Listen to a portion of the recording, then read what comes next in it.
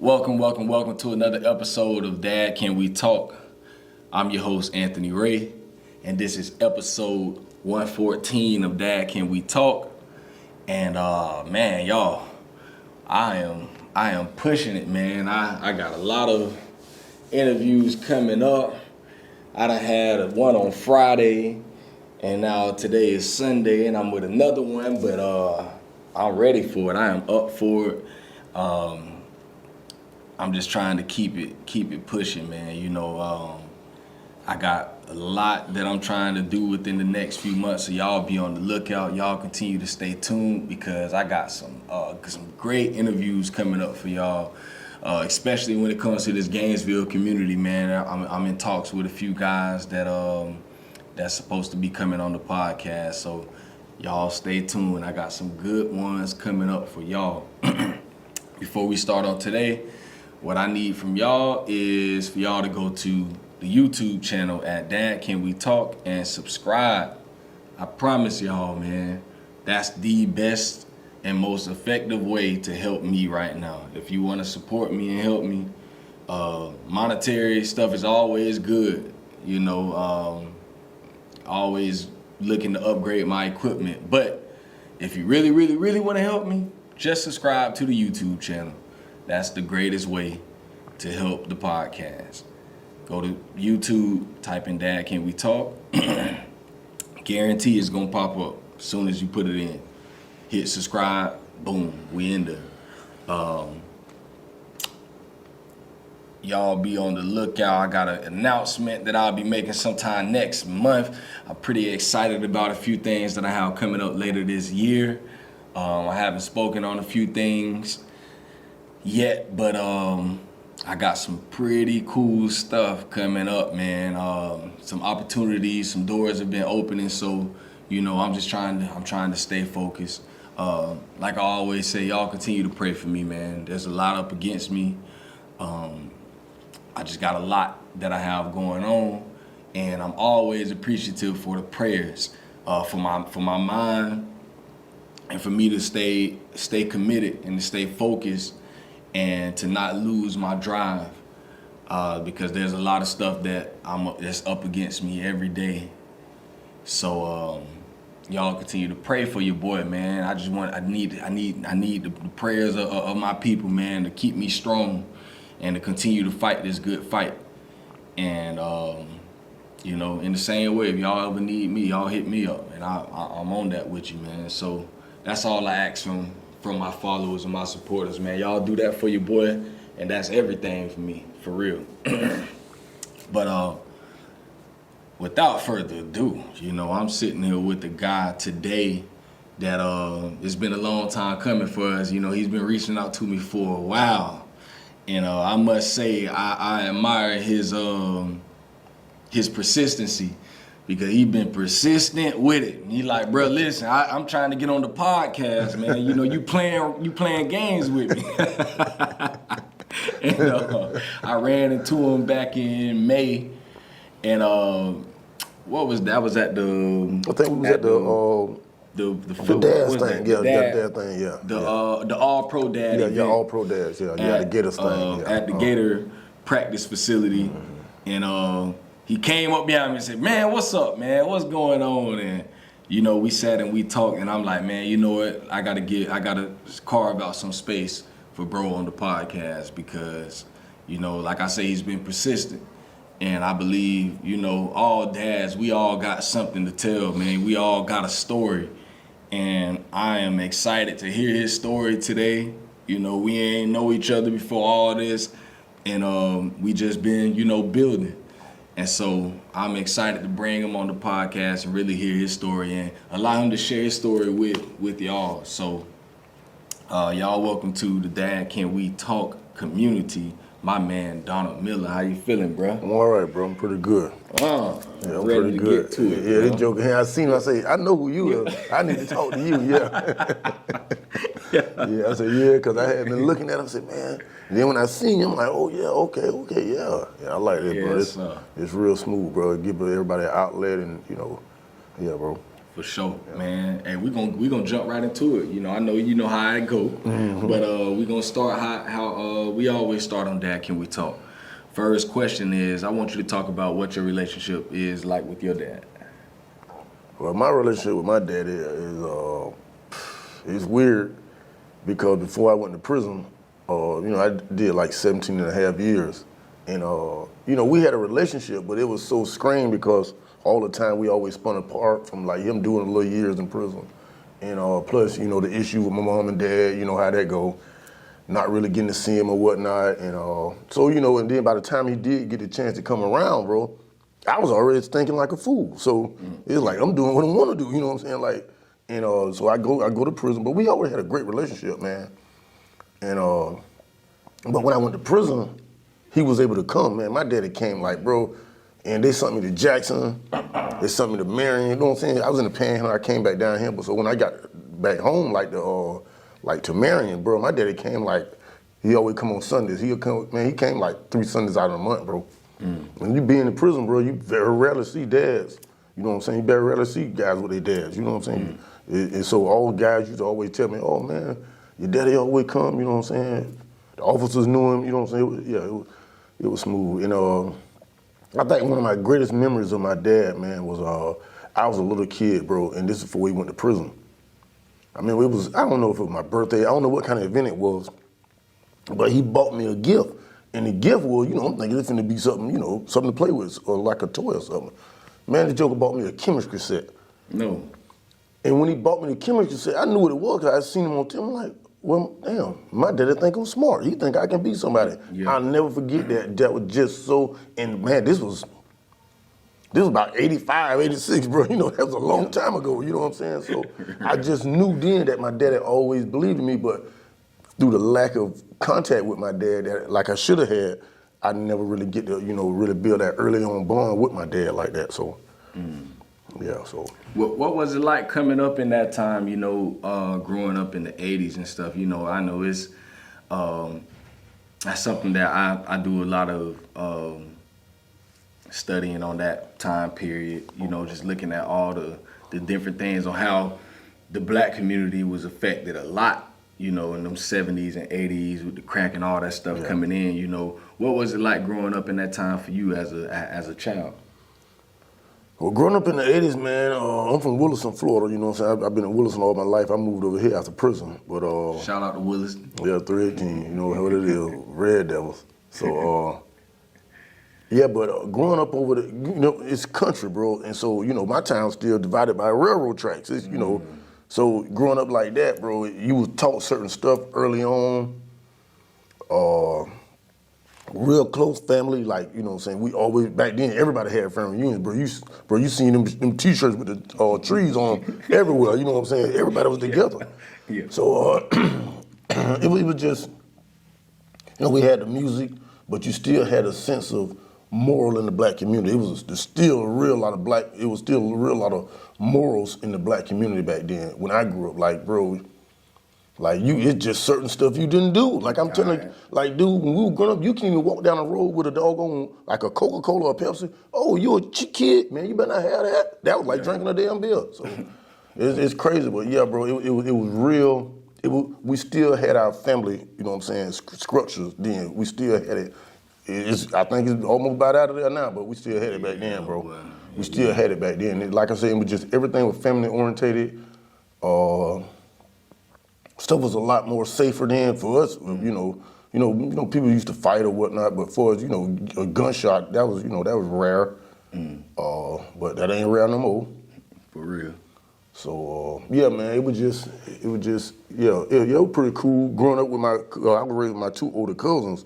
They were born in 73. I was born in 80. So, you know what I'm saying? Like I said, they were way older than me, but that's who raised me. That's who I was around, and plus my older uncles. So, man, it was all about going to work, having some money in your pocket. That's what it was about. It was just about, having, not getting in trouble. That's always, but Yeah, it was all right. I used to hate coming back from Tampa, though, boy. I hated coming back from Tampa. I'd be like, no, man, why my mama raised me down here? But Tampa just had so much more stuff. Bro, we didn't even have a public swimming pool in Williston. Yeah. Like, you know what I'm saying? We had to jump people's yards and go on people's, you know what I'm saying? Or go to the motel. Yeah. Yeah, bro. Or go to the doggone Lime Rock pits and stuff like that. But like I said, it was crazy, yeah, bro. But it was fun, man. It was fun, bro. We had some fun, bro. If we didn't do nothing but jump fences and go chase people hogs, all type of stuff, man. We were countries all outdoors, bro. So, you know, we would make some fun, bro. It's funny, I took my kids through my old neighborhood earlier this week. Mm-hmm. We was out east, and I'm like, man, you know, I took them over by Metcalf Elementary, where I went to school, and then showed them, you know, Howard Bishop. I was just telling them all these stories about how I used to walk home from school and go to my uncle's house who lived around the corner, and showing them the way I used to walk home, took them through the hood, and, you know, just telling them about all the differences, you know, from how it looked today to what it was back then. And just telling them all these things, all the people I used to hang out with, you know, they've met some of my friends from back then. And I'm like, yeah, you know, this was me and so-and-so used to live right here. And just telling them all that. And my oldest daughter was like, Daddy, you make it sound like y'all had so much more fun than us. I was like, no, Easily. And I'm like, you know, y'all act like y'all don't know how to go outside and have fun. You know what I'm saying? You know, I tell you to go outside and y'all act like y'all don't know what to do. Yeah. But I'm like, me and my friends, I played video games too. But that was rare. If somebody would come to that door, that video off, we gone. What? We might play that for a little while, but boy, we gone. You know what I'm saying? It just totally. If you was in the house back then, you done did something. You done did something you had no business. That's what it was. You know what I'm saying? You was in trouble. Yeah. You in trouble. And it was, you know, my mom used to have to make us come inside. You know, come inside. You know, we outside all day. Yeah. And I was just telling them, you know, like, back in our time, it was so different. You know, we really went and did things. And my kids don't have a problem with that. I think within the last year, maybe they become so attached to these electronics and stuff, and that's why I be taking the stuff away from them, you know, because I'm like, y'all would never like this, you know, until like a year ago. All of a sudden now, y'all always talking about playing a video game or being on a computer and all that. And they know I ain't raised my kids like that, you know, because I never wanted my kids to feel like they don't know how to go outside and go play hide and seek or something, you know, like go and play tag, do something outside, go ride the bike, get on your skates. And that's something that we grew up doing. Yeah, we grew up doing that. And I would also say, bro, like, if we had like YouTube growing up, like it'll be a way more bunch more millionaires and well-developed people from our communities, bro, because we actually had the ideas, we just didn't have the support or we didn't have the know-how in the community. Like I always tell people, like, you know, oh, well, why you didn't? Well, first of all, I didn't grow up around no lawyers. I didn't grow up around no senators. I didn't grow up around no congressmen. I didn't grow up around no judges. So I don't know that's what, you know what I'm saying? We're not seeing that. I did grow up with some characters out there. Everybody I grew up with wasn't bad, but it's like we didn't have that sense of direct where you can go be here. You know, everything is about sports. If it ain't sports for a man, if it ain't about sports, can you behind to the service. That was it. That was your only two options. That was it. That was straight up. That was straight up. You know, like, you know, hey man, that you know, that was it. And, you know. Man, so, what you once you got out of that, you know, I know you say you did some time behind the wall. Fences, gates, everything. Cage. That was no. So once you came out of that, you know, what was that time, you know, that first time you heard the words, you know, you about to be a dad. Like, what was that feeling? What was the thoughts that ran through your head? Like, what were those things that, you know, how did it feel to hear the words? Well, when I was in there, I used to lay up and think about, you know what I'm saying, because I always wanted to be a daddy. You know, I love kids. I like biting their little fat jaws, playing with them, you know, just doing stuff with them. And so I used to think about what my first child looked like. I always wanted a girl, too. And that's what I got, dude. And I, so I would always just think about that, bro. Like, what would it be like? You know what I'm saying? What would my, you know what I'm saying? My wife. I didn't think about a baby mama. I thought about a wife. I'm like, what would my wife be like? And so when it finally did happen, I had met this girl. Everything was going great. So we decided to have a kid, and it went great. My baby was planned on, and I remember when she called me and told me she had texted me. I was at work. She texted me. I'm like, and she was like, oh. She texted me a picture of the little pregnancy test. I still got it. I think I know. Yeah. I still got it on my phone. Where she texted me the little picture of the little pregnancy test, and so that's how I found out. You know what I'm saying? Yeah. So I was happy. I'm like, man, I was saving money. You know what I'm saying? I was literally preparing to be a dad. I didn't want to be. And I hear people always say they try to give a child a better opportunity than they had, and yeah, that's the truth. But really, I want to give my child different, because I had opportunities, always had opportunities, but I just want to give my child different opportunities. Like, I want to be able to pay for my child to get a tutor. I don't care how good she doing in class, I wanted to pay for her to get a tutor so she can do even better. I want to be able to send her on little trips and stuff. I don't want her to just be confined to like where she's at. I want her to be able to move around and stuff like that. So, see the world, see different things. So I would rather invest in that. And my friends and my cousin be like, oh man, well, what if she good in sports? What if she good in this? I'm like, well, yeah, that's fine, but the fact of the matter is how many female sports she's gonna actually go through and make real money out of it. Like I told the dude, you look at the girls that play basketball, you look in the WNBA, you look in Levy County, Lodgeway County, and Marion County. Is there any girl in there from those? You know what I'm saying? And I'm not saying they don't have the talent. It's just that's, you know what I'm saying, they're not there. So I would want to rather invest in my child, even if it's a boy or a girl, I would want to invest in something that's actually obtainable, like, you know what I'm saying, more probable. Yeah. And so that's why I was saving my money, you know what I'm saying? Everybody, oh man, you cheap. No, I'm just responsible with money. I don't buy foolishness. I don't buy crazy stuff. I do stuff that I need to do. And like I said, because I can't just think for myself anymore. I have I got my nephews. I got my little my nieces. I call them my nieces. They my little cousins, but my little nieces. I got anything come up with them, I feel good about being able to be there and do something about it. Yeah. So. And that's so true what you say. If you really look at this area, if you look at the NBA wise, yeah, we could probably count on both hands. You got Vernon Maxwell, yeah, Orion Green played, yeah, a little while.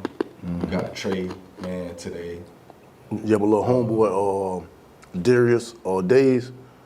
Darius Days, that sounds. Yeah, the one that played for LSU. Darius Days, that name sounds. No, so he's from Raleigh. You know what I'm saying? Raleigh, okay. Williston area, yeah. So him, he in the league. That's about 5, and then if you think we would have had, I think Dante Anderson would have made it out, but like there's some cities where you can just name them all. Yeah, name them all. Yeah, rattle them all. Yeah, rattle them all. It ain't really. I ain't gonna say it's not attainable, but it is because it is. Yeah, but it's not probable. It ain't very probable. Yeah, it's not probable, yeah. So, and that's on the NBA side. Mm-hmm. So, on the WNBA side, there's even less teams and even less opportunities. Less opportunity, yeah. So, it's even less probable for a woman from this area to make it to that place. So, it's like, and that's what I always tell my kids. I don't too much care much about you playing sports like that. Of course, I love sports. Yeah.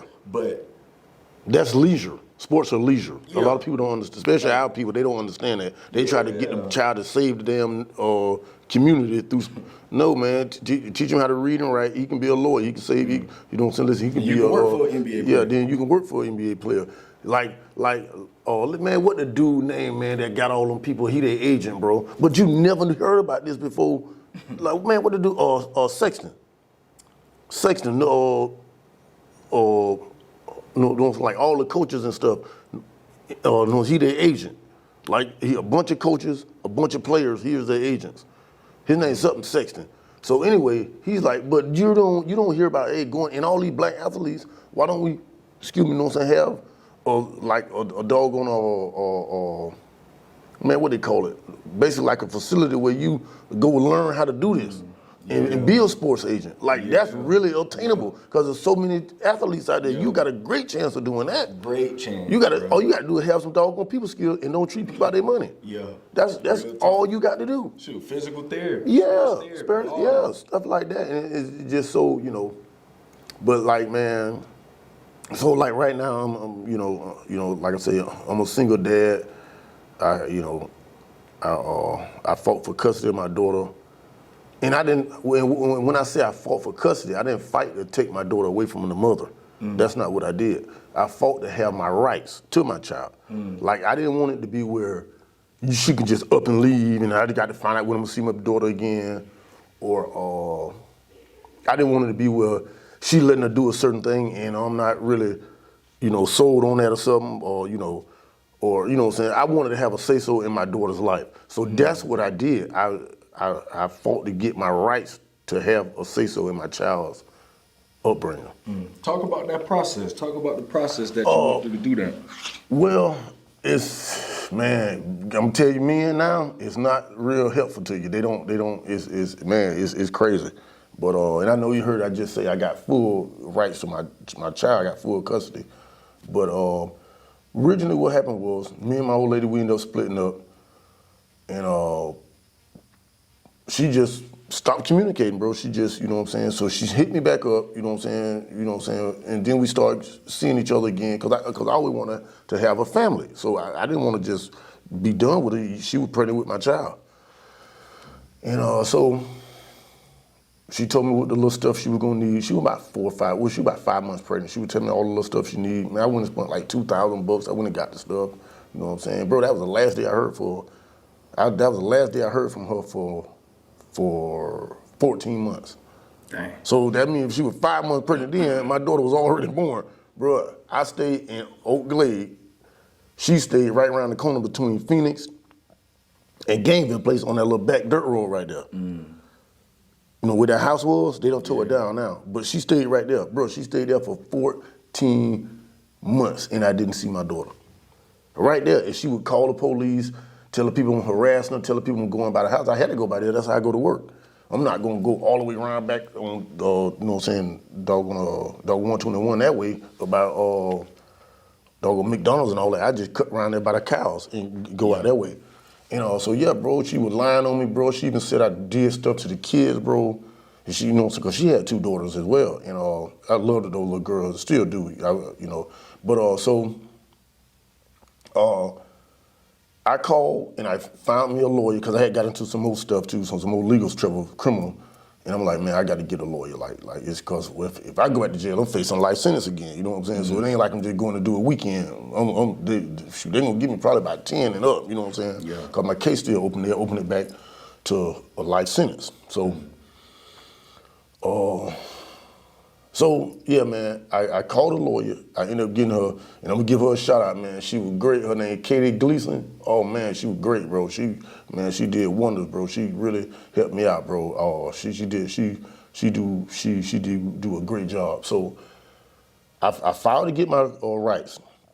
Okay, so what it is, a lot of guys don't know that in the state of Florida, if you are not married to a woman and y'all get a baby together, you have 0 rights. 0. I don't care if you're on a birth certificate. I don't care if you're paying child support. That does not give you rights. What gives you rights is when you have to file a petition to the court to have your paternal rights established. And the judge actually got to hit the gavel to do that. Like I don't think there's no other way, and I'm pretty sure there's no other way to do that other than having the judge hit the gavel. So you guys that's having issues with not seeing their kids, you gonna have to take her to court. That's just, you know, and I see all these guys that, you know, they have money, they have all this other stuff, but they don't have access to their kids. It is, you know, she wasn't really expensive, but it cost her some money, but, you know, I think these guys, you know, guys got that type of money that, you know, and then you get a little payment plan or whatever you need to do, you know what I'm saying? But you get your rights to your kids. And so my daughter was 14 months old before I ever laid eyes on her. And man, she was, like I say, bro, I was blown away. And like I say, she just fought the battle the whole way. So once I did get my rights established, we first went to mediation. She didn't want to cooperate in the mediation. She didn't want to do nothing. She lied all the stuff, and she just the same. I think they got a doggone booklet on what to say and how to try to keep a man away from their child, but. I think they passed around at the crab platter table. So they no, I'm serious, bro. That's why I call them crab platter eaters. So anyway, I'm talking about women that do that. I'm not talking about all sisters. I'm just talking about women that do that. So, but man, so when I did get to see my daughter, it was after the judge made it mandatory that I get to see my daughter. And then once we did go back to court, I had a trial. So once she didn't cooperate in the mediation, the only thing she was going for was that I wanted to establish my that I was the actual father, and I didn't do that because I didn't believe I was the dad. I did that because that eliminated a tactic of her to take the child and say, the baby really not his. I ain't sure if it's his or not, and I don't want him to get attached. So that's why I filed for the DNA test. I knew the baby was mine. I didn't have no question about that, but I did that to eliminate that from her being able to say the baby was not mine and keep the baby away from me any longer. So once we go to trial, bro, we go to trial. Trial was like about 5 hours. And I ended up with 50-50 custody. And we were supposed to do, and the judge just was, man, I'm telling you, the judge was just beautiful, bro. I had Miss Susan Wilson Bullard. That was my judge. She's over here in Gainesville. Because my case was in Gainesville. Man, she was magnificent, So if y'all having any apprehensions about the judge you might go in front of, if it's her, boy, your baby mama better be right. So, and a lot of, that's another thing, I'll hit on this right quick. You guys talking about you want your kids, man, y'all got to get in a better situation for your kids. You got to get your own place. You got to have a decent car, have a decent job. You know what I'm saying? You can't be arguing for these children and you ain't got nothing to show for yourself. You just can't do that. The people are not going, they thinking about the kid. They're not going to just give you that kid. You talking about, well, Mr. Miller, where you work at? Right now, you know what I'm saying? I'm just, no, that man don't want to hear that. He want to say, hey, I work here. I've been here this amount of years. Well, I've been here. This is what I do. I have my place. I have this. So now the people feel, okay, well, you can send your children over to this man.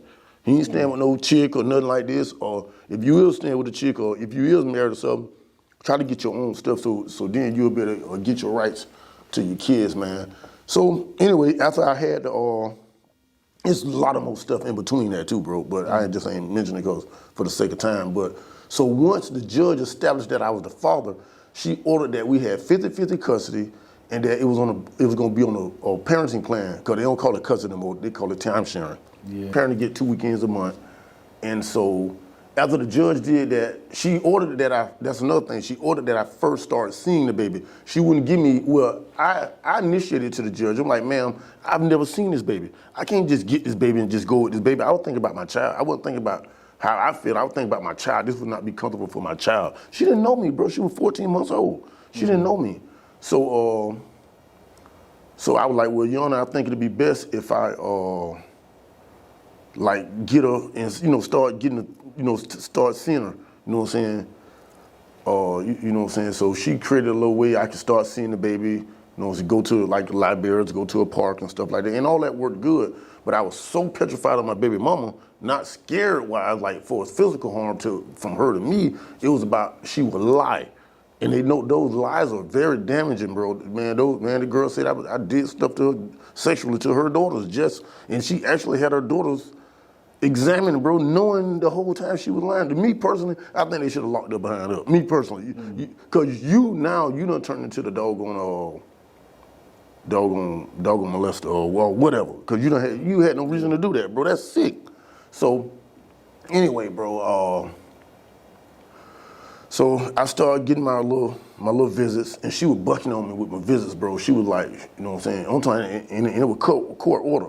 But as I got the visits, what really my main thing was, bro, getting a bond with my daughter, bro. She looked just like me. She was a beautiful little baby. She looked like her mama too, but she looked more like me.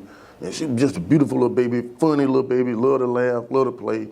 And so as I was building up with her, bro, bro, one day, my daughter screamed, yelled on a pickup from Target on Archer Road all the way to over there where I stay at Old Glade, bro. I'm talking about she screamed, bro. That was so hard to deal with, bro. That hurt it so bad, bro, because I knew why she was doing it. It was her mother's fault for me not having a bond with my child already. You know what I'm saying? So anyway, so back to it. So once I had started doing the Target thing with the pickups, she didn't want to do that. So she started getting belligerent, getting crazy out there in the parking lot. So I'm like, well, let's go in Target. She didn't want to go in Target because there's cameras in there, because she wanted to continue to be able to lie and say this happened. And so the police started getting called too many times. I'm like, hey man, listen, this is, I'm on paper. Like, listen, come on, God dog. And so I said, well, I tell you what, we finna start going to the police station, GPD. Boy, she went to acting funny then, so cause she couldn't show out, not inside the police station. And I wouldn't let her go outside. We ain't finna meet up outside because you might do something like that. Let's go inside with these people in here. So after that, bro, I was supposed to go pick my daughter up on, I think, like a Tuesday.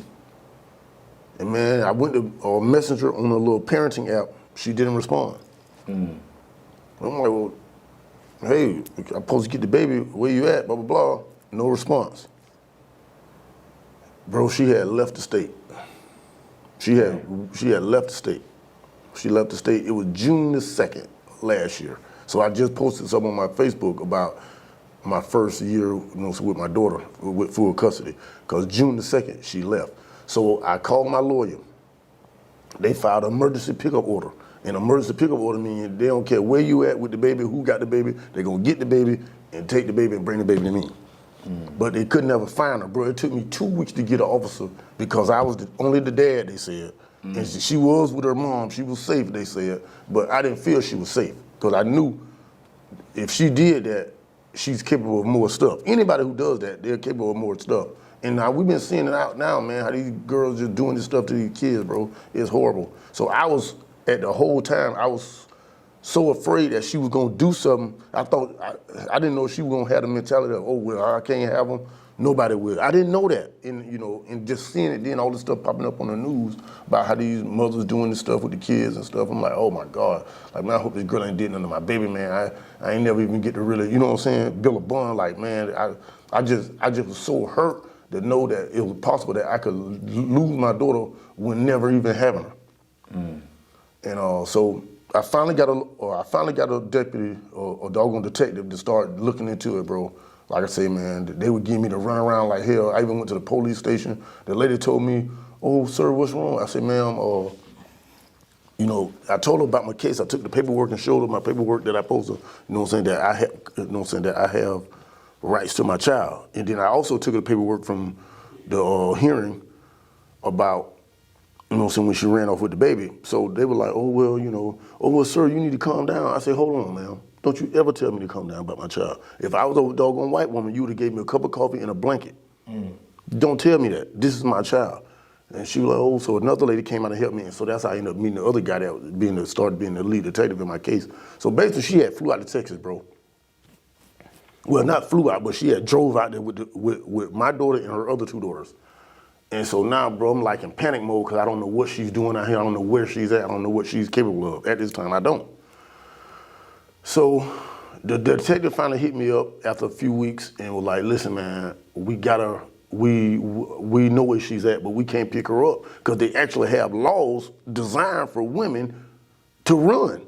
Like, it's a law in the Florida Rules of Procedure right now that says, hey, if you feel that the man might hurt you or the kids, or you want to say that, you can leave and you won't be held accountable because he has rights to his kids. You won't be held accountable for that. You can just do it. It's actually on the books. That's crazy, ain't it? You couldn't even think that. That's crazy, bro. That's crazy. And when I'm looking up, like, and see, the only thing saved me with that, okay, so they got these places that women can go, and when they get in there, the police can't get no information. Like, if they go to the front desk, they don't have to tell them who they are. Yeah, bro. Yeah, bro. So, so she went to one of them. So the police used to have to wait till she come out. So what they did was they finally caught up with a pattern, and they, you know what I'm saying, and they found her through her like a little GPS or through her doggone Google account. Yeah. Because I mean, what happened was, so when she ran off and they finally got her, she answered a subpoena to come to court, and she went court via Zoom, but she was in Texas. And so the judge was like, hey, ma'am, where are you at? Where are you? And she would never tell her. And she was like, well, hey, what is your Gmail account? I'm like, what's she asking that for? She didn't ask her phone number.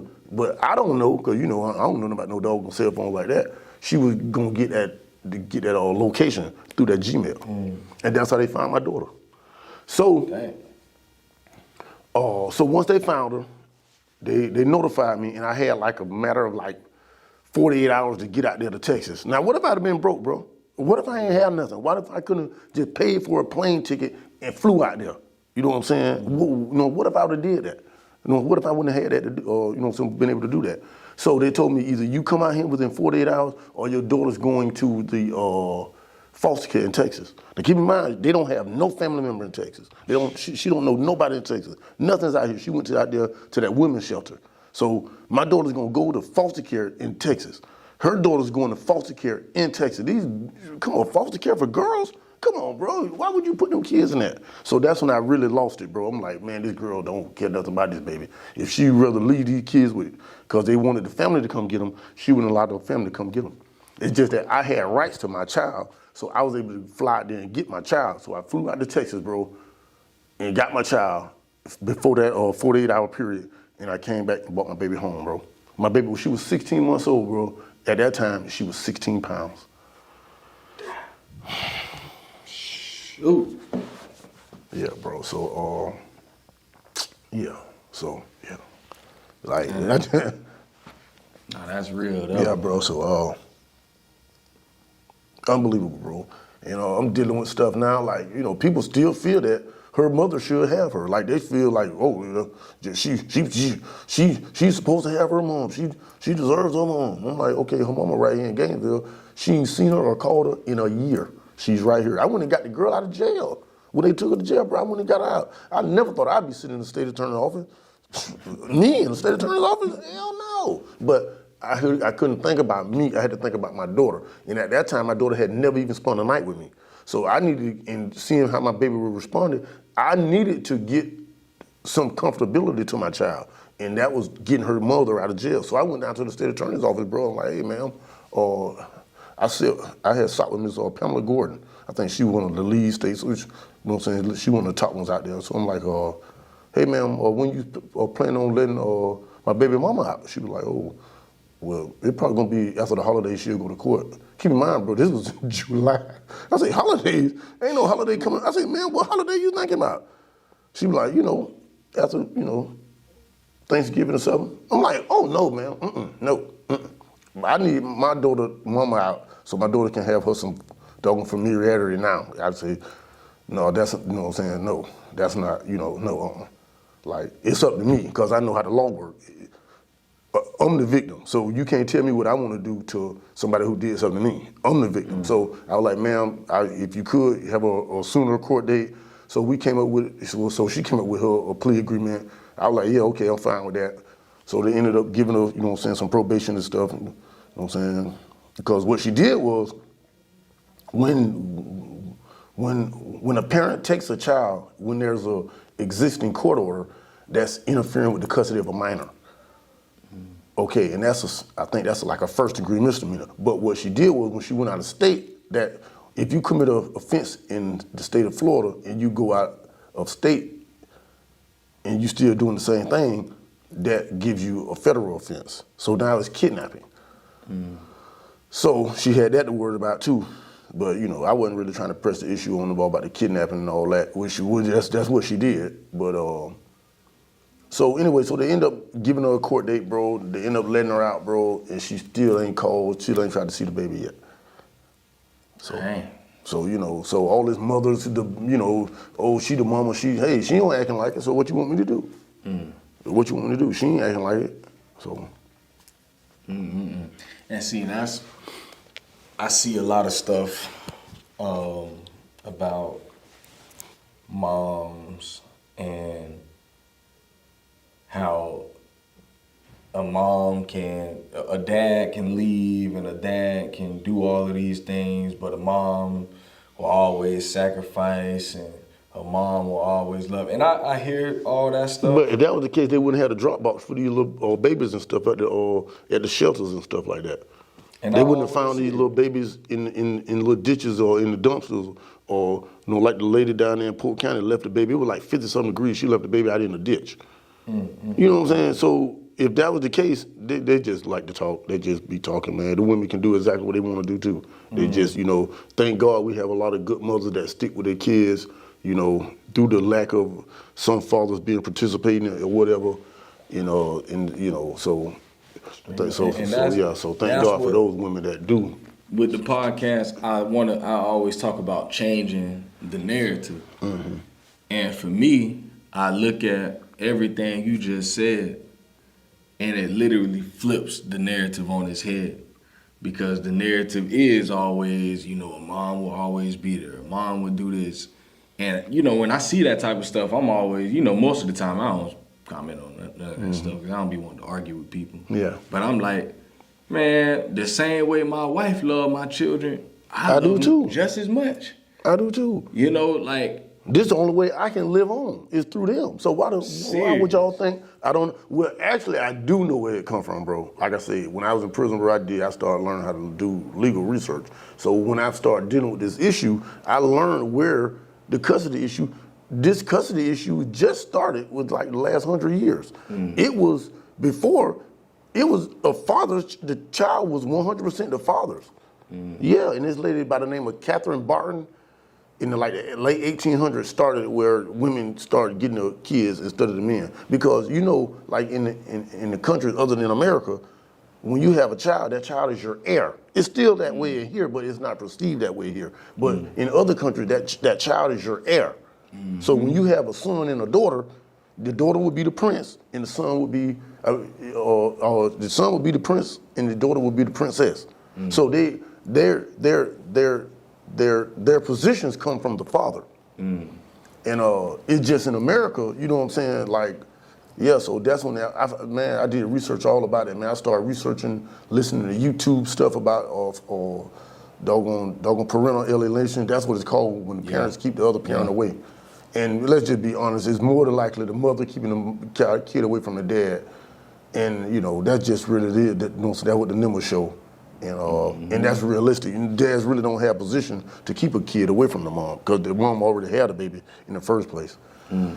So, yeah, man, I think it is time to really flip that narrative, bro. And you got to realize, bro, I've been trying to get, like you talking about, I'm trying to get I got my daughter. Oh, that's another thing, bro. So when I get my daughter, bro, I got to put her in daycare because I got to work. So I'm like, oh my God, what am I gonna do? Thank God I had my mom and them and my aunts, you know what I'm saying? And over in Williston, but I live in Gainesville, bro. My baby ain't had none of her shots or nothing, bro. Damn. She ain't had no shots or nothing, bro. So luckily my job was there for me, you know what I'm saying? They worked me with, they worked me with that. Like I said, bro, so that was like I say like almost close to 2 months that my daughter that I was really like having to drive from work and drive to Williston to get my daughter. Then my mom, oh, you ain't got to come over here. Why I want to see my baby. Why you don't think I want to come in here? Like, come on, really, y'all just crazy with this. They just don't feel like you said. The narrative is we don't care about the kids like the mama do. That's crazy. That's crazy. That's crazy. That's ridiculous, man. That's crazy. That's crazy. Like, but they say it. So so yeah, bro, that narrative really need to be changed. And I'm working on something now, man, and it's about really dads initiating their rights to their kids. Like, man, get yourself together and get your rights to your kids. And that's what I'm saying. Like I say, it ain't been easy, but it ain't been harder than what they been talking about. How they try to make you think. Man, I love having my daughter, bro. Like I love when I go pick up from daycare. She running, daddy, daddy, daddy. Just. She a little. No matter how long you date them been. Yeah, oh yeah, man. You see them bro, listen, bro. I be on the job singing little songs about her. Yeah, bro. Cause I call her Mama Cake and I call her the Guppy. So I just be riding around singing little songs about my daughter, man. And you know, like I say, and I've actually had people, close family, come out and basically say, hey, you need to give her back. You need to give her back to her mom. You shouldn't have her. You know, she need to be with her mom. I'm like, why you think that? Like, you see all I'm doing for this child. You see the baby way better. She happier. She done picked up her weight. Now she like 30 pounds. So, okay, so bro, she was born at like 6 pounds, 11 ounces. So that's almost 7 pounds. And from birth to 16 months, she wasn't number 16 pounds. Bro, that's crazy. Come on, man. Come on, that's crazy. And for anybody asking, oh, you must have knew this when you got up, no, I didn't. She wasn't acting like that. She wasn't doing none of that. She wasn't doing none of that. The girl wasn't doing nothing like to make me think she would deprive the kids. Well, not deprive the kids, but you know what I'm saying, basically like be basically be neglecting them like that. Cause you know, she moved in with me and I had her 2 daughters and then she was pregnant with my daughter. So I was be able to be there and bro, bro, she literally was upset that me and the kid were building a bond. She didn't want that because she wanted to keep overall power over the kids. And like, man, I would come home like, hey, y'all, let's go to let's go walk around in the mall. We might not even buy nothing, but it's just getting them out the house. And then, Mr. Donald, let's go to the Dollar Tree. You know, we'll go to the Dollar Tree, get them little stuff, you know, just little stuff with them, man. And they had never had that before. I was like the only dad figure they had ever really. And then that's another thing that made me start evaluating everything. I'm looking like, and then, bro, you see some guys, they'll start dating a girl and be like, oh, you already don't see the daddy in the picture. What the hell you think she gonna do to you? Why this dude in the picture? Do you ever try to talk to him? Like, say, hey, cuz, why you never come see your son, or why you never come see your daughter? What's up with that? Oh, bro, you never know. He might just say, oh, I'm a scumbag, I'm a worthless dad, blah, blah, blah. I highly doubt that's what he gonna say. He probably gonna say, man, she be tripping, bro. So there you have it. So, and the sisters, y'all just please stop doing that. Like, I understand, and then all of them talking the fear, oh, I don't want this to happen to my baby. What's gonna happen to the baby? What? Like, ain't nothing gonna happen to this child. So, it's been, like I said, it's been a journey, man, and but I wouldn't trade it for the world, bro. But this has been the worst experience in my lifetime. Like I told you, I did 17 and a half years in prison, bro. These last, well, when I was going through it, not being able to have and see my kid, that was the worst time of my life, bro. I'm talking, bro, that was the worst time of my life. I'm talking, that was the most hurting time of my life. And just like I say, bro, I'd had some hurting times, but that was the worst, that was the hardest time of my life right there. Them 2.5 years. Fighting for my daughter. It like drove me mad crazy, bro. Yeah, bro, matter of fact, bro, my daughter was born January the 15th. So I caught a DUI on January the 24th because we were doing a little parenting app, and then she had a little thing called the Glow app, which show you when the baby will be born.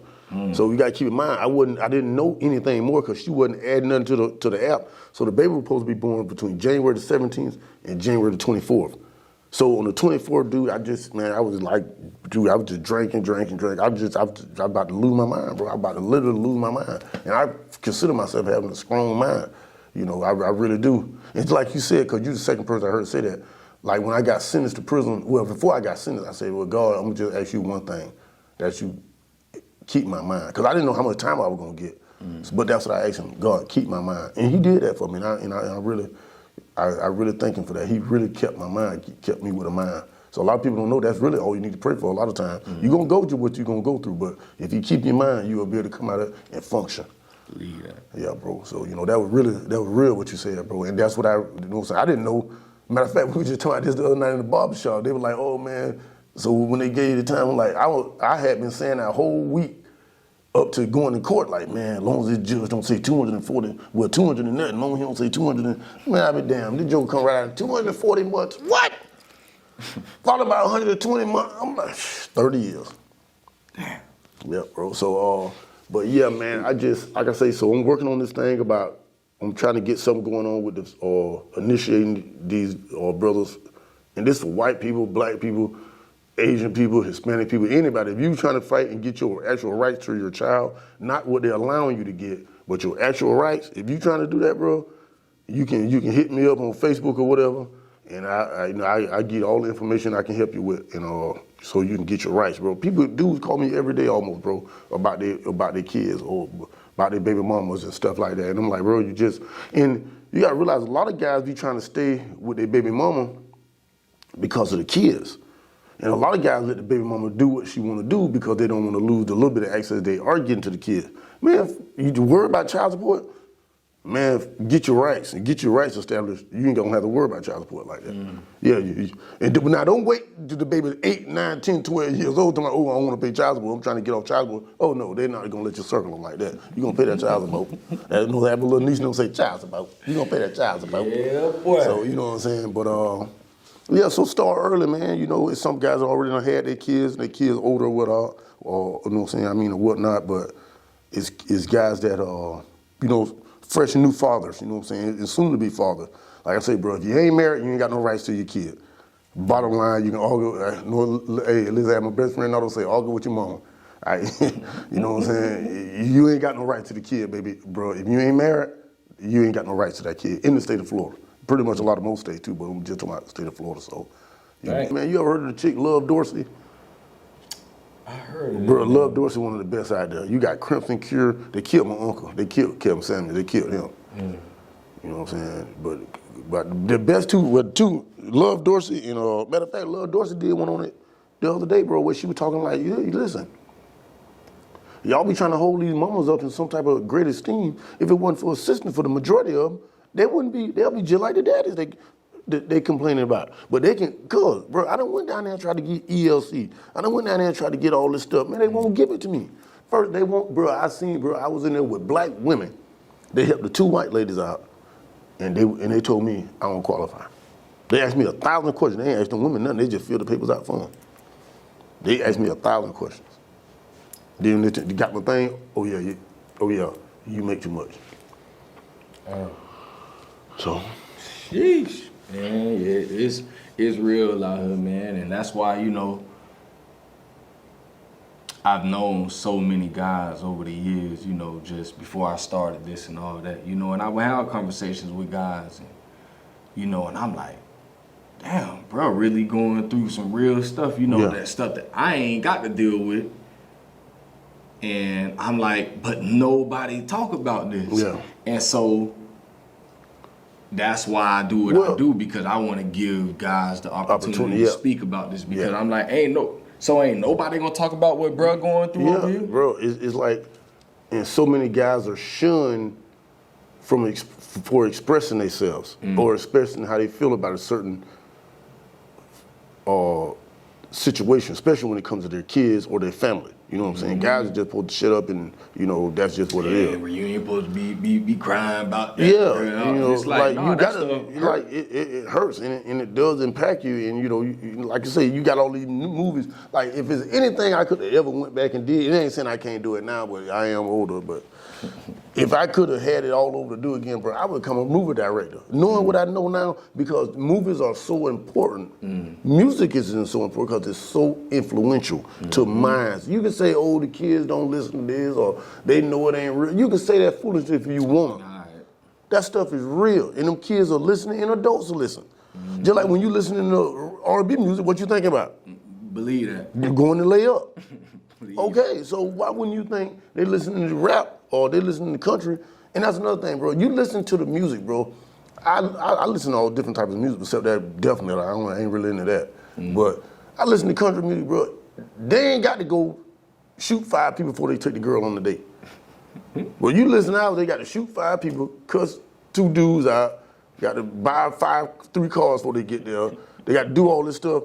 Them dudes don't talk about nothing but a beer and going out in the woods. Yeah. That's all they talk about. It ain't complicated for them. We made things so complicated for us, bro. It's just crazy, bro. It's like, y'all just doing too much. Like, it's just doing too much, bro. Like you listen to the little, they don't got R&B no more. That's dead. I don't know when the last R&B song come out. It's too dead. That's dead. So you ain't gonna have no music that's really influential to building the community. We don't really have it. In the music that we do get, you don't really know them people. You don't hear nothing about them. Straight up, bro. So that's real, though. Man, listen, my man spitting game today. you know, if y'all ain't picking it up and catching it, that's on y'all, man. But I had a few more questions for you, man.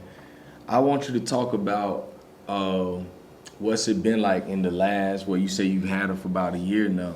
Yeah. What's it been like, you know, her progression in the last year, you know, that you've had her, and, you know, y'all relationship within the last year, like how's that grown and stuff? First of all, she's a master manipulator. Yeah. Master. I don't see how she baby can know how to do this already. I'm like, she know I love my sugar. She'll like, and then point to something. I'm like, wait a minute, now you trying to get over? How you trying to get me? Oh, you ain't supposed to be knowing how to do that yet, God dog. So, but yeah, man, like bro, like I say, when I was telling you earlier, like when I first started getting her, bro, I'm talking, bro, sometimes she would just historically, hysterically cry.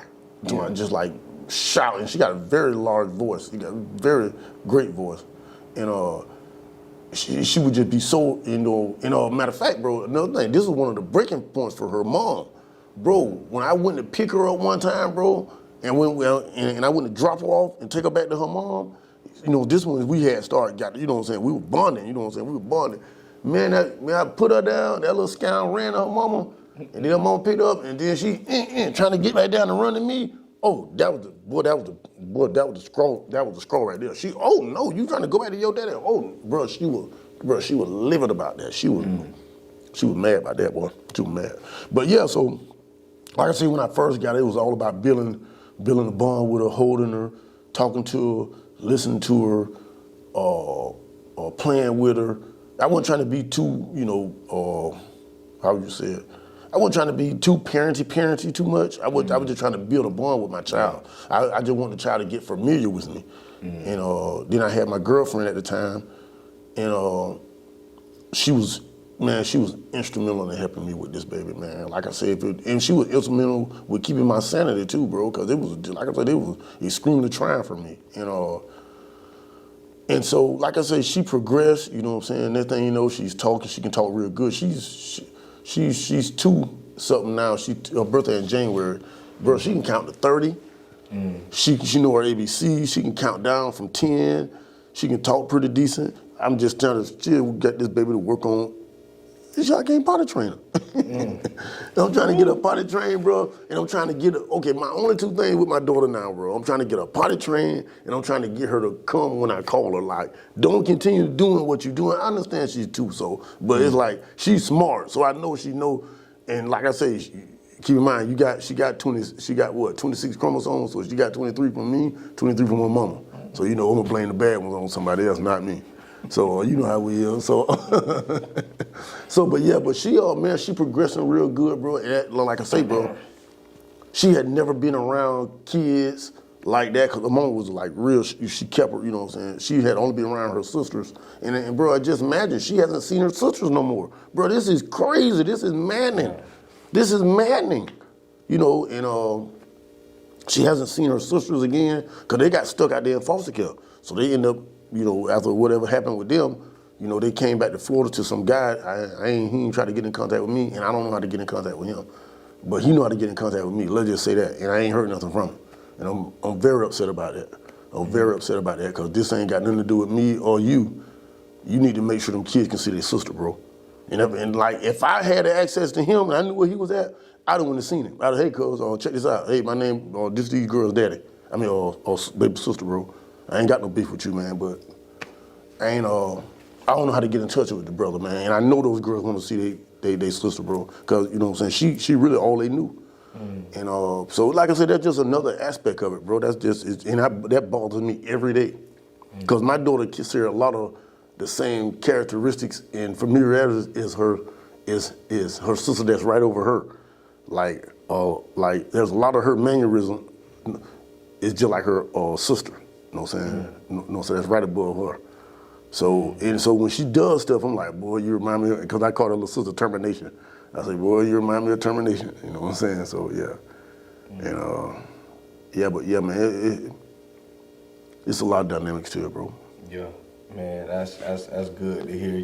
That she's continuing to progress. Yeah. And, and I think it's just you know, continuing to keep doing what you're doing, bro. You know, and as time go by, you know, all kids are different.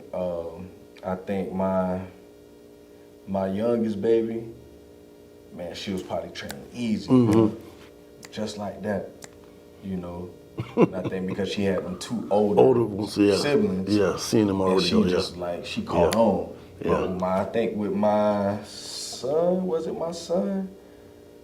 It took a minute for that joker, man. Yeah. You know, I think it took him a little minute to really get into the groove of it. Yeah. And now I think it's with them two, it's the thing getting up at night to pee. Both of them. My son, they 7 and 6. And they failing horribly at it.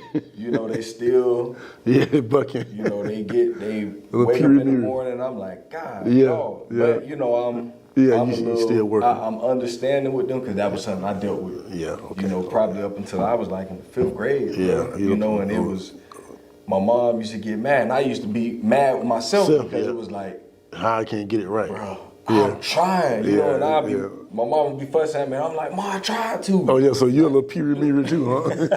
Look, I be calling my daughter period mirror. I be trying to get up, and you know, so I try not to be too, you know, dig into them. But I do, you know, hey, listen, y'all got to get up, man. You know, I'm tired of watching these sheets. I'm tired of watching the covers, you know.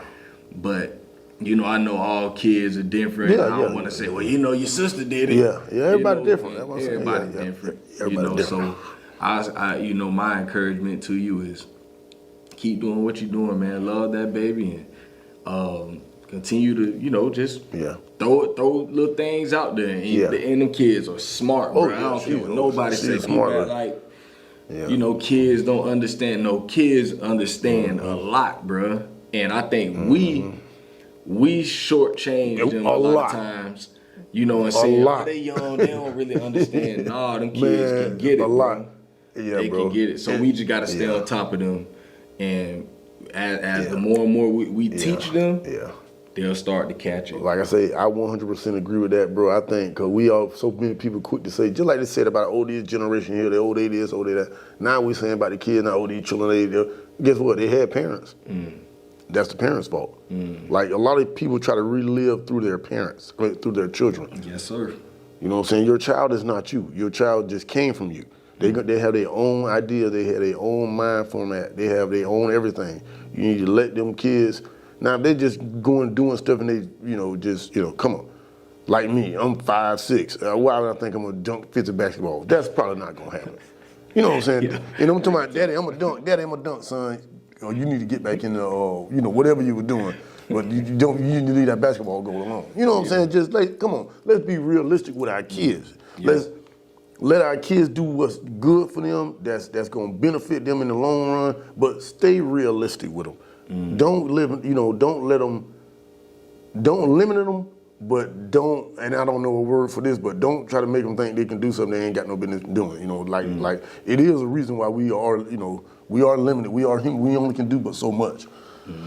So when it comes to these kids, man, it's just, you know, and I hear kids all the time, man. Like when I talk to them, they say they don't have nobody to talk to. They don't have nobody to listen to them. And I'm like, well, wait a minute. What you mean you don't have nobody to talk to? And you know, a lot of kids don't talk to their parents, and I try to get parents to understand. Your kid is not your friend. That is your responsibility. Straight up. And a lot of people, like especially in our community, my baby gonna take care of me. No, your job is to take care of them. That child don't get you. That you had that child. That child, that child is your responsibility. That's not your damn meal ticket. Straight up. That's your responsibility. Yeah, of course they'll probably throw you something, but that's not why you need to make them do this certain stuff. You know what I'm saying? Like I say, like my little nephew, he's, man, kid 12 years old, bro. Kid, like, I don't know how tall he is, but he way taller than me, bro. He don't look like a 12-year-old. He like about 16, 17. And everybody automatically assume, or everybody automatically throw one thing at him. What is that? Basketball. Yep. And I'm like, but I know what my nephew like. He loved them little race cars, and matter of fact, I took him to the bull riding show last night. You know, Ocala, now he thinking, I said, hey boy, don't get no rope trying to rope my little baby. Talking about you practicing, talking about you finna get you a steer. And no, don't you get rope my little baby. And you know, it just, Because your mind is still developing. People keep forgetting that. Your mind is still developing when you're young. Like me, my first thing I wanted to be was a lawyer. My homeboy had got sent to prison for, back in the days, out there, out there in the game. I said, oh, I'm gonna become a lawyer. I'm gonna get Pony Boy out. You know what I'm saying? That's just what I was thinking, you know what I'm saying? But that was but I didn't have nobody to support me in that. If I told somebody that, you would have told me, get you, stop being crazy. But that was something that was obtainable. Now me going to being a worldwide star athlete, that's probably not what's gonna happen. But they'll push that. But I told them I want to be a lawyer. Oh boy, get you. You know what I'm saying? I was talking with this white guy some years ago at my church, and he asked me one day, I forgot what we were talking about, but we were having a conversation about expectations and all of these things, and I was telling him what y'all don't understand at times when it comes to our community. I'm like, college isn't no, that's not realistic. Ain't really a thing for us. I'm like, my mom didn't go to college. That's right. My dad didn't. It ain't that it's not realistic, but it's not. If you ain't see it. Yeah, it's not taught to you. That's not something that's. Well, let's just put it like this. It really wasn't really a priority. Like with me when I got kicked out of school. You need to give me. But at the end of the day, when I got kicked out of school, when people say don't bring your black ass back up here, mama said, hey, go to work. She didn't say, well, oh son, or go to the crate mill, or you go find your job. She didn't say, well, and that's another thing about our community, bro. We don't pass nothing on to our kids. We'll sit there and run our kids off when we talking about business. Them other people don't do that. They have little Timmy, little Johnny, little Sarah, all of them be talking about the family business. Yep. We don't do that. So then when stuff get lost and we ain't got it no more, or we done had to sell it to the people don't come and bought it from up on us, we sitting there looking like squirrels. Like, oh, how that happened? Because you didn't tell your son or your grandson how you get this land and how to keep this land. You didn't tell them that. Don't nobody know who land it in, who name it in. We don't know nothing. Y'all just talking about, get out grown people's mouth. Them WPs, they don't do that. Straight up. They don't do that. They say, hey, come here. Like when I went to school, like I said, when in high school, and dude, the white dudes used to get so mad at us, and we used to tell them, dude, we ain't getting nothing passed down to us. Straight up. Like, we ain't nothing to get. Like, we ain't go, so what we got? Yo, oh man, we had to work for, dude, work, your mom and them still went and bought you, they helped you. We don't, like that's not really normal. Like people that had cars in my age range, that was rare. That was not nothing, that was rare, bro. You know what I'm saying? And I remember, man, going to school, bro, because I ended up getting kicked out of school about racial rioting. It was about the Tupac stuff and all that in the Rebel Flag. It was just crazy stuff. But it was always a double standard. Like these guys coming in with brand new trucks, big tires, loud pipes, guns in their racks. Man, we get a Regal and put some 20s on it. I mean, not back then, put some 30s on it, you going to jail. They gonna have a dog to the school, get your box Chevy or Cutlass or something, they gonna bring that dog up there. How do these people get to do this, but we can't? But when we get our little stuff, here come the dogs. That's just stuff I always, you know what I'm saying, I always picked up on. I noticed stuff like that, you know what I'm saying? That's called discrimination. That's called, like I say, it just, bro, we're not given the same opportunities as everybody else. You know what I'm saying? We're just in and it's not in our community like that. It's just like now because there's so much more information, it's a lot better if you really was a single kid out here trying to go do something on you. It's a lot better, but we didn't have that. We didn't have internet in our YouTube, bro. We didn't have that. We didn't have that because we just didn't. So now, and so if we ain't getting nothing passed down to us, like no trades, like I say, what I was saying earlier, I used to go work with my uncles now.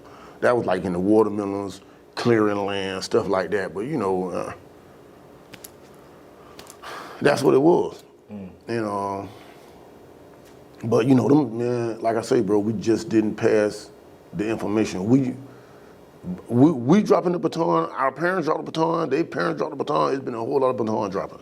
Straight up. And then we still wondering why we still behind because those people over there aren't dropping the baton. They're not dropping it. They're not letting little Timmy not know how the family business works. Straight up. They're not doing that. That's to them, that's crazy, and it should be to us too, but we ain't doing it. Like, man, there's so much stuff in the community that we done lost after that one generation because they didn't transfer the knowledge. That's what happened. They didn't transfer it. They say, get out of this grown folk business. Get out of here. That's what they said.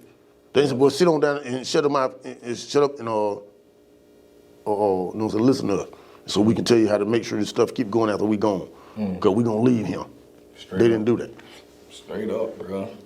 Man, if you could sit down like you and I are doing right now, man, and talk with the 18-year-old version of Donald,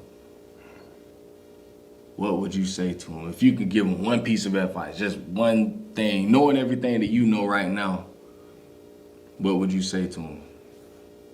First thing I'm gonna say to you, we probably have to go a little bit further than 18 because I was already a fool by then. But but no, really, it went wrong way before then, bro. Being honest, like at 18, I know what you're trying to say, like, but at 18, it's so much more that happens before that age, in those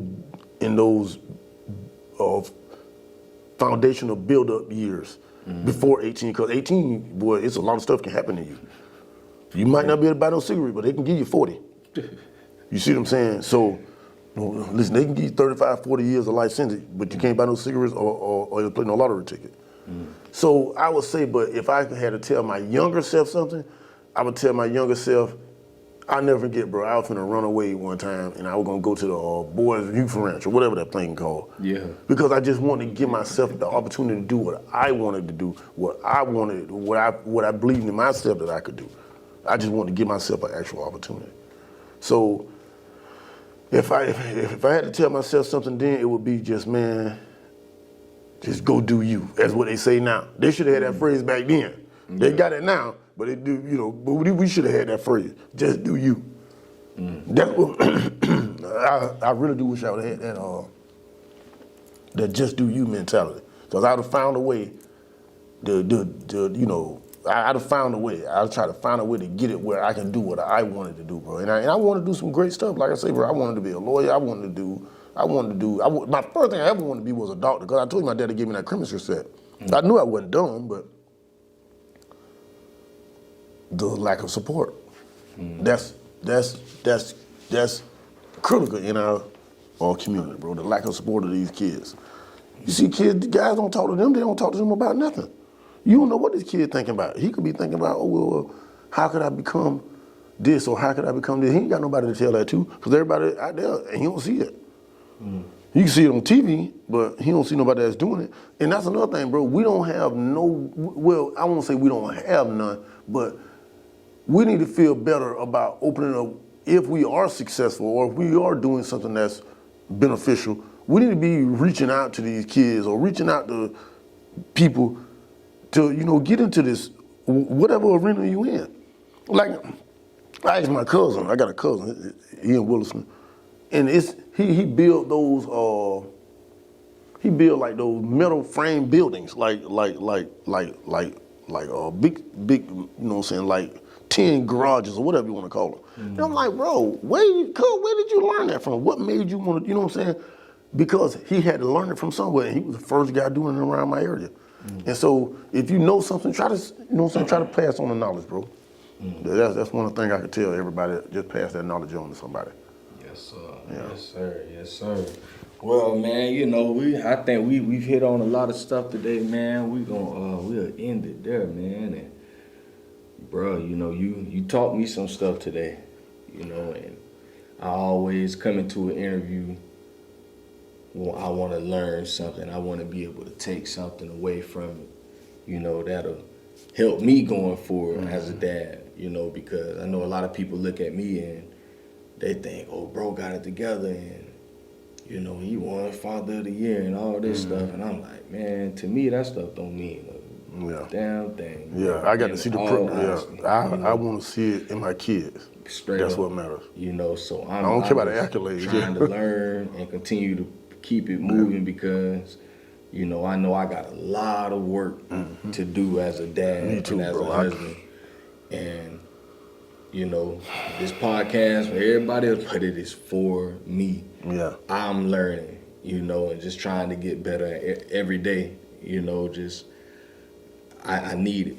So I appreciate you for real. Oh yeah, bro. No problem, man. It was a great opportunity, bro. I'm talking, bro. I've been bubbling. I'm like, man, I'm ready to do my interview. That's why I was calling, like, man, that's pretty. Because like I say again, how many little kids you think that want to know how to do that? Well, you know, matter of fact, I bought my little niece some of these little stand-up things, so because she a real talented little baby too, and the little tripod, so she be doing a little. What do they call it? What the thing called? Selfies or no? What is it called? Like the little interview. They stick. do the little vlog. Yeah. And she a little character. I told my partner, you know what I'm saying, we supposed to have her on TV. I call her Annihilation. Yeah, yeah, we supposed to have her on TV. But yeah, bro. Yeah, man, this was a real great experience, and I learned a lot. Like I say, I learned that it's always something out there for somebody to try to pass on, and we need to do that. And like how you passing this on and giving up guys opportunity, this is marvelous, bro. It's big, bro. And I'm pretty sure everybody came away with that have done it with you came away with the same thing that I'm thinking now. We're real appreciative that you have this outlet for us out here, and I really greatly appreciate it. For sure. Yeah, for sure. But yeah, man, y'all listen for all listeners out there, man. Y'all continue to stay tuned in. You know, like I say, I got some big interviews coming, and I'm just trying to keep the platform going. And so the biggest way to support Dad Can We Talk, just, you know, like, comment, share, post, do all that, you know, keep the saying that I always say is where there's smoke, there's fire. When it comes to these algorithms on social media, where there's smoke, that means comments, likes, shares, people subscribing, people leaving reviews. That sends the smoke signals to the algorithm to say there's fire over here. We need to send more people this way. You know, so the more and more they see these things happening, now they're gonna put more eyes on it. They're gonna put it in front of more eyes. Mm-hmm. You know, so I ain't got the money like that, like the big time people, the celebrities and all that, to push marketing and all that. I ain't got all that. You know, so I'm working with what I have. And so all I have is my word to be able to talk to my people and say, man, I just need y'all help. And that's all I got. You know, so I'm gonna work with what I have and just continue to keep it pushing. So if y'all wanna help, that's the way to help. Y'all stay tuned in, and I'll be back in a few weeks. I'll be with my man Jamal out of Washington, D.C. Met this guy up at the Washington, D.C. trip, the safety patrol trip. Yeah, when you went with your daughter, yeah. So he was our tour guide, and a real cool dude, man, black guy. He was super cool, man. One of the other dads on the trip told him about my podcast. So he came to me and was like, I heard you got a podcast. I'm like, yeah, I do. Yeah, well, and, you know about this in Washington? But yeah. So that's cool. I like that. We sat and we chopped it up, and I say, man, when I get home, I'm gonna text you, man. We'll set something up, bro. So he'll be my next interview. So y'all be looking forward to that. Gonna have a great conversation with him, and we're gonna continue to talk fatherhood and family. That's what we do here at Dad Can We Talk. So y'all continue to keep your boy lifted up, man. Keep them prayers up there, and love all y'all, man, for real. So we gonna head out. It's Dad Can We Talk, episode 113. 14. Y'all, I'm so behind on all my episodes. I just did an episode 12 on my Man Can We Talk podcast, so I'm all lost, man. So, I didn't even know you had that. Yeah. I'm gonna have to share the link with you. Okay. But yeah, so that's it for episode 114 of Dad Can We Talk, and we out of here.